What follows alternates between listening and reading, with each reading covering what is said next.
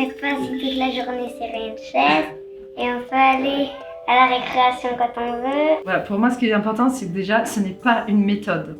C'est bien une pédagogie, donc c'est une démarche. L'adulte ne va pas asséner son savoir, mais va vraiment permettre, dans un environnement nourrissant, à l'enfant de continuer d'être guidé vers sa curiosité naturelle. Ici, dans cette école, c'est pratiqué d'une façon qui, moi, me convient, puisqu'il y a vraiment une bienveillance, en fait, auprès de l'enfant. Alors, l'éducatrice fait des présentations, ce qu'on appelle des présentations, où l'adulte va montrer comment on peut utiliser le matériel. Et à ce moment-là, l'enfant observe vraiment attentivement, l'adulte observe comment l'enfant reçoit ce travail, comment il se sent dans les gestes, dans la compréhension. L'idée n'est pas qu'il arrive tout de suite à réaliser le matériel, mais qu'il ait compris comment le manipuler, qu'il puisse s'en emparer, et ensuite cheminer par lui-même vers l'autonomie et l'acquisition du geste ou de la notion.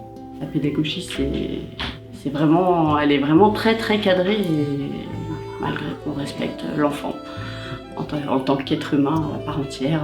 Voilà.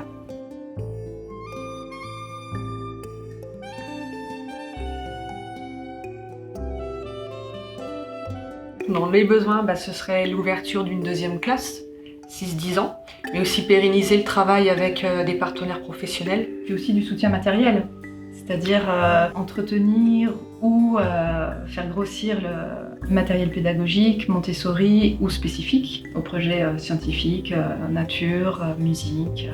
Soutenir une démarche comme la nôtre, c'est aussi avoir conscience que quand un enfant est respecté, il respecte les autres et il apprend naturellement à coopérer avec eux. On peut faire chacun sa part du colibri et à plusieurs on arrivera à faire émerger quelque chose. Donc voilà, si la philosophie intéresse, vous pouvez nous aider de cette manière-là.